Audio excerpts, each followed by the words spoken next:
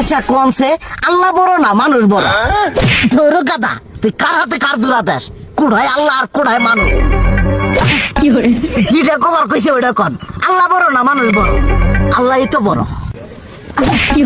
আল্লাহ বড়, তাহলে আল্লাহর কথা না হইনা মানুষের কথা শুনেন কে? তুই কি কইতাছস? কি আর আল্লাহর কথা মানে না মানুষের কথা মানে? হ্যাঁ, কি আর মানুষের কথা শুনেন তাই না? আমনে যে ওই দিনকে ডায়াবেটিসের রোগ নিয়ে যে হাসপাতালে গেলেন, ডাক্তার আপনার কত কিছু খাবার না করলো, সব কিছু না খাই এখন চলতেছেন।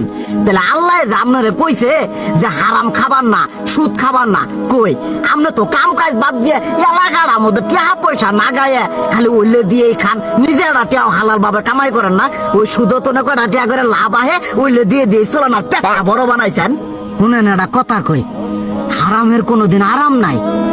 হালাল পথে রুজি রোজগার করেন, প্রয়োজনে এড়া বেলা কম খায়েন, তাও শরীর পিণ্ডও ভালো থাকবো, কোনো রোগ বেদও হবো না, আরামও পাবেন, আল্লাহও খুশি থাকবো।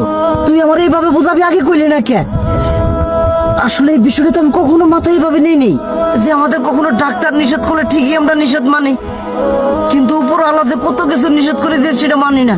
আর এই যে হারাম পথে টিয়া পয়সা কামাই করতেছেন, শরীরের মধ্যে দুনিয়া রোগ বেত হয়েছে, দেখা যাইতেছে যা টিয়া হারাম পথে কামাই করতেছেন তার তো বেশি টিয়া মনে করেন জ্বলেই যাইতেছে গা বেশি।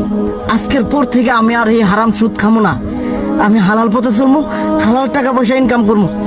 এতে করে যদি একবেলা কমও খাইতে হয় তবুও খামো, তবু আমি আর এই হারাম পথে চলবো না। আচ্ছা ঠিক আছে।